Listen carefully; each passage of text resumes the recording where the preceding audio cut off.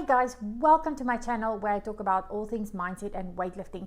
And today I'm going to be talking about a topic that's been very popular lately amongst weightlifting coaches, and it is talking about the foot pressure and balance in weightlifting. Is it important? Or if it's not important, why do coaches focus on it? Oh, you make me want to talk back to you.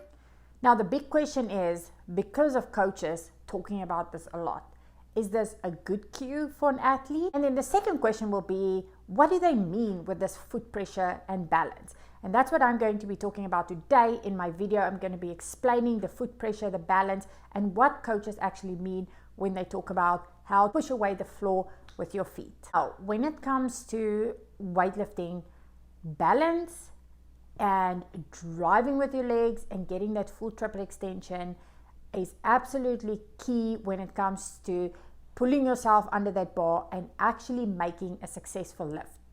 Now, what I mean by if I say push with the full foot.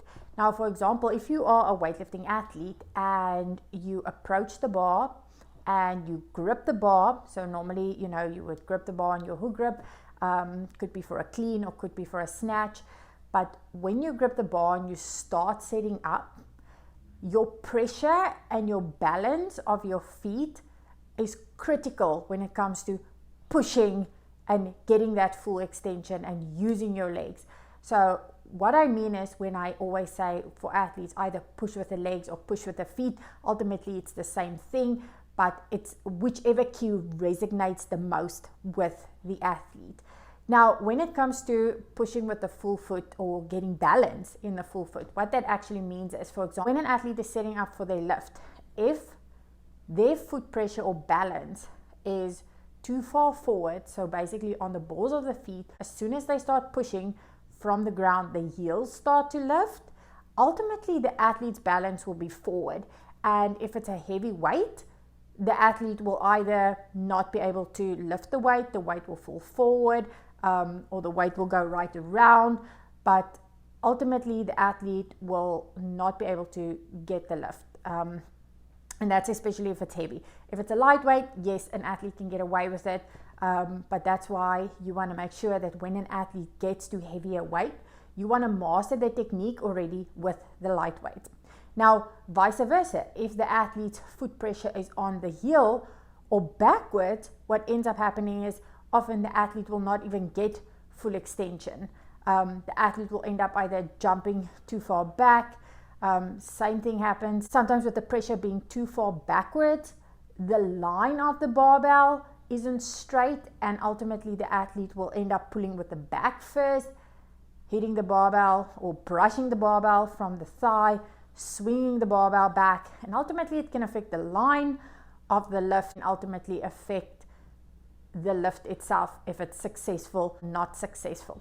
So again, with a lightweight, yes, you can always get away with it, but as soon as you lift heavier weight, it's very hard to get away from these little bad habits. So it's also very important to make sure that you fix these little habits from the get-go. From the initial start, that means from when you start lifting with the barbell, you need to make sure that you have that full foot pressure.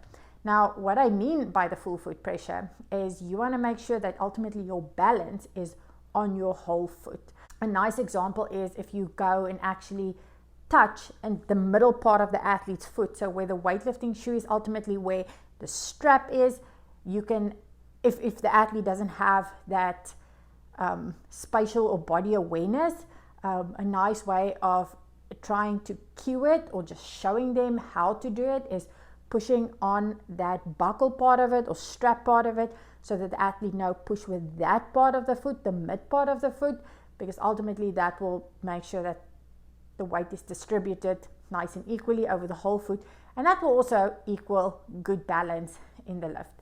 Some athletes talk about balance, some athletes talk about foot pressure. You have to also be able to read the athlete, and you have to make sure that whatever cue you use with the athlete, that's the cue that resonates with the athlete. It's the athlete to understand the movement better and then do the movement successfully. And often in the sport of weightlifting, if you cue one thing, it could possibly change a whole bunch of little errors that the athlete has been making to ultimately make them do the lift successfully. So one cue can make a lot of change. I'm not a big fan of using multiple cues. I don't want to confuse the athlete. I don't want to put too much in their brains. I want to make sure they have one or two things to focus on, and that is the thing that I want them to focus on most, that will make the biggest difference at the end of the day. Now, does it work for everyone? No, absolutely not. Not everything works for everyone. This is a rule of thumb. So when you teach someone, especially a beginner level athlete, or even if you are an intermediate or advanced level athlete, and you tend to see that the athlete is starting to maybe miss weights, or not completing their pull, or jumping too far back, or not getting triple extension, then ultimately that could be one of the first things that you look at. Yes, it's still important to make sure that you stay over the bar. So if the athlete, they do push with the whole foot, but they still end up throwing the back up first, then yes, that is a cue that you need to focus on. So it's very important to be able to read the athlete, know what they are doing wrong, and then cue it accordingly. You might have seen a lot of coaches post about this topic lately on social media. And then the question is, why would it then not work? Again, if you use this cue and it might not be the issue with the athlete, or it might not resonate with the athlete, then obviously it won't work. Again, if that is not the problem and you are cueing it and the athlete is still not getting it, it might be something else that needs to be changed in order for them to do the lift successfully, or in order for them to understand how to move correctly. You've got strong legs already. Being able to use them properly in Olympic weightlifting will be a huge benefit at the end of the day for your sport. Guys, I'd love to know in the comments below, what are your thoughts on this topic? Is it a cue that maybe you've used if you are a coach with some of your athletes? If not, why not? Please comment below. I'd love to hear. And then also, guys, if you like this video, please give it a thumbs up, subscribe to my channel, ring that notification bell, and I will see you in the next one.